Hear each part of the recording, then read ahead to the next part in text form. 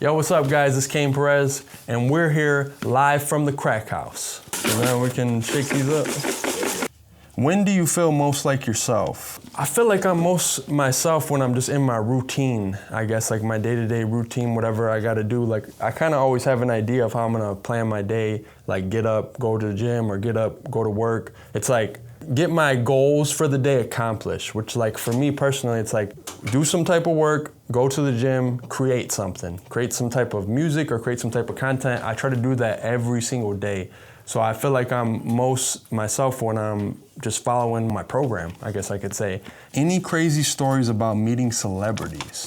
I met a lot of Detroit artists, like I've met Sada Baby, I've met Cash Kid. They both was nice. I opened up for Sada Baby, he was cool. I don't think I've met too many celebrities, but I've been around a couple of Detroit rappers, like where I'm from. A cool thing that did happen with the celebrity though was Snoop Dogg posted me on his Instagram a couple years back for one of my songs, Hate My Ex, when it was blowing up.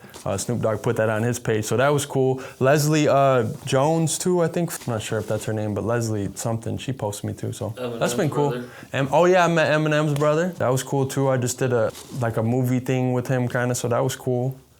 Yeah, he was real nice. So, but not too much experience with celebrities, honestly. Yet. Not yet. Private island or penthouse in the city, and why? I think it would depend on what I'm trying to do. If all my goals and everything was accomplished and I was just living like a king, top of the world, then yeah, sure, I'll live on a private island and be away from everybody and chill out. But I like being around people and I like connecting and I like learning stuff, so I would prefer to be in the city because I got stuff I'm trying to do and that's where everything is, so. But I mean, if I was just trying to chill, if my life was set, then sure, I'll go on a private island. What's the worst date you've ever been on? This is a crazy story, low-key. This is crazy. And I hope, like, I'm not gonna say people's names or anything like that, but I got two crazy date stories, actually. I matched with a girl, like, on Tinder, and I went out, drove out to her spot, whatever, and linked up with her. I had a Chrysler 300 at the time. And she was just telling me the whole time how she loves Chrysler 300. She always wanted one, she always wanted to drive one, whatever. So this is my first time linking up with her. And my dumb ass let her drive my car. So we're riding around where she's at and she's driving. We pull into this parking lot, but it's dark, right? And she's whipping around in an open parking lot and didn't see that the little cart corral, it was painted black so you couldn't see it. She crashed my car into the cart corral because it was all black and you couldn't see it, it was late at night. So then after that I was like, fuck, you know, she crashed my car or whatever, so I drove. And I'm thinking, well, at least, you know, you crashed my car, at least I'll get something out of it, like some coochie, some head, something, you know what I'm saying? Like, cause you crashed my car, you at least gotta, this is my first time meeting her though. Went back to her house, was chilling, laid down with her or whatever, and then she just started crying about her ex-boyfriend, and then we didn't do nothing.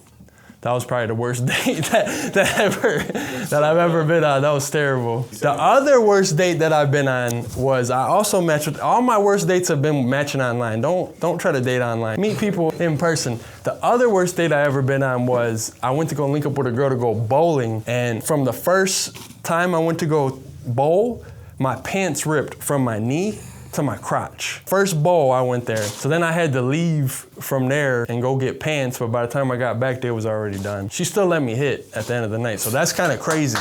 That's kind of crazy, but I split my pants from my knee to my crotch, and that was a crazy experience for sure on a date. So, what's the proudest moment of your career so far? I think it's pretty cool that I got one of my songs on Showtime. There's a show called The Chi. My song, Hate My Ex, got a placement on there. So that's pretty cool. Like, I don't know anybody else, like, locally, like me, that's not known that has a show placement with anyone, especially not on like a major TV network like that, so that's pretty cool. So how it actually happened was the guy he's something at Sony, he's linked with Sony people, and he handles the music for all them Showtime shows like The Chi, Raising Kanan, Power, all that stuff, and he actually found me on Instagram and he DM'd me and asked me if I would like to get a sync placement. That's how that happened, and it's been cool, and it gives me, I get royalties off of that still. I get a check every, couple, 3 months, 4 months or whatever quarterly, so it's been real cool.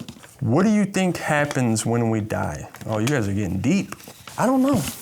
You know, I'm kind of like, I'm a very open-minded person, so like I'm not really like a religious person, I don't follow religion, but I'm not like an atheist either. I definitely think that there's a higher source or a higher power that we're all connected to. So I would say when we die, we probably return back to that, the all-knowing, the connection through all. That's kind of what I believe, you know, that we're all connected and stuff to the source. So probably return back to everything or return back to nothing, whatever it is, that's what it is. So, but I don't know. I might be going to hell. So, what's your biggest ick? Physical wise, I can't deal with a smelly motherfucker. If you got BO or if you stink, you just can't. Like, I could not fuck with that at all. Personality wise, it would just be somebody who's rude, somebody who's very selfish and doesn't care. Like, I couldn't mess with a girl who's just rude, talks down on people, thinks that she's the shit, or just anybody like that in general. Like in a real life situation, I can't fuck with it. So that's definitely it. First thing you're buying when you hit your first M and why? It would depend. Like if I got it all at once, like 1 million all at once, like in a large sum like that, I'm not even gonna lie, I think I would be scared to spend it. I would be thinking, what should I do with this million? That way I can like make sure that it's coming back to me. I mean, I would try to help my family and stuff. I give my brother a little bit of money, but I definitely ain't gonna invest. I'm gonna invest most of it because I'm gonna buy some real estate.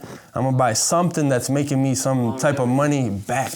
Because $1 million is a lot, but if you really wanna live like you got $1 million, it ain't gonna last that long. What's a movie you watch more than 5 times and love still?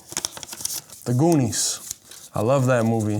That's one of my favorite movies from my childhood, which is, it's kind of funny because it's a little bit before my time, but like my dad put me hip to it or something like that, and I've always loved that movie, so definitely The Goonies. Which character in the movie do you relate to the most? Shit, a little bit of all of them, you know. Chunk is fun. Chunk is funny, but like I can't remember all their fucking names right now. Who's the main character? Because he was like the loud one. I thought his name was Chunk. Chunk was the fat one. The fat one. So who was Mouth? Mouth was the cocky one. Okay. Yeah. Oh, man, I can't remember none of their names. What did they call the guy that was all fucked up? What was his name? Sloth. Sloth, yeah, Sloth. I always remember he was like, baby roof, baby roof. I remember that shit. That shit be stuck in my head for sure. And when he was mad, I'm not gonna lie, the first time I watched that movie when I was little and he was mad and he had his chains and he was like, ah! I was kind of scared when I seen that shit. I remember that. So. But definitely fuck with the Goonies. What's something you're still working on mentally, spiritually, or emotionally? I mean, I feel like I'm always just working on that in general, like every day, just trying to learn, trying to be better, you know, just in all aspects, you know, mentally, spiritually, you know, physically, like I try to stay in the gym, I'm trying to learn, I'm trying to just be, you know, feel good and feel content with myself, so that's like my spirituality, you know, that I'm in a line with myself. I'm always trying to get there and figure out, you know, what I want or who I think I am or whatever that might be. So that's a daily, just an uphill, you know, battle every day. What's something you're still healing from? Probably my little brother dying. That's probably something that I'm still healing from. I don't think you really can heal from that type of pain. You know, it's like an open wound, it don't never really heal. And you just gotta learn to like live with it kinda and accept it for what it is. So that's just like a forever type of thing that you live with. I don't know if you ever exactly heal from losing like a close family member type of thing, but it's definitely, I mean, as time goes on, life goes on, the world keeps spinning, that's just what it is, you know? So you get used to it and, you know, just learn to live with it, so. But that for sure. People can find me on everything. They can find me on any social media, Instagram, Facebook, TikTok, whereblackpeoplemeet.com. Anywhere you want to find me, I'm on there. Cain Perez, you know, definitely check me out. Appreciate you guys.